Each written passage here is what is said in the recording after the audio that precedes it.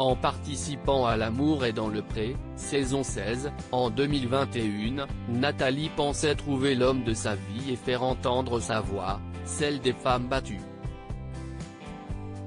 Une expérience qui ne cesse de pas dérouler comme prévu pour l'éleveuse de veaux près de Guérande jugée peu aimable.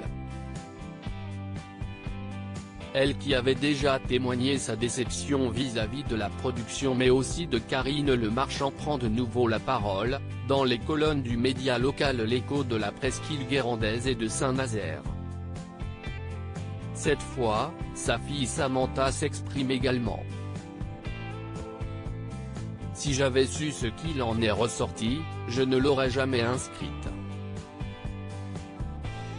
J'étais naïve, je croyais à la bienveillance, l'équipe de tournage était très sympa, on ne s'attendait pas à ce résultat, regrette Samantha.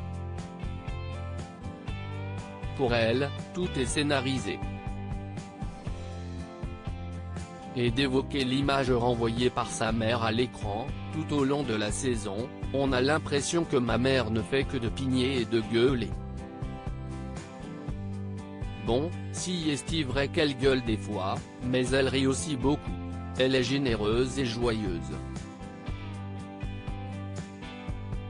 L'image qu'elle donne, avec ce montage de phrases sorties du contexte et où tous les moments sympas ont été retirés, ne reflète pas ce qu'elle est réellement.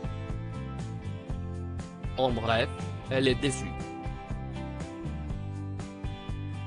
Même sentiment pour Nathalie.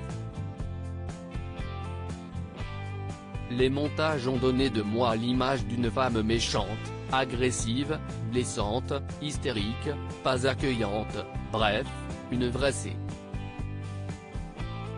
Et ça donne raison aux hommes qui frappent leurs femmes en leur disant que si est de leur faute, déplore celle qui a récemment perdu sa chienne, emportée par le cancer. Pendant 18 ans, j'ai été victime de violences, persuadé que je l'avais bien cherché, mon ex-mari me le répétait assez. J'ai mis 15 ans à me débarrasser de cette culpabilité, à sortir la tête de l'eau.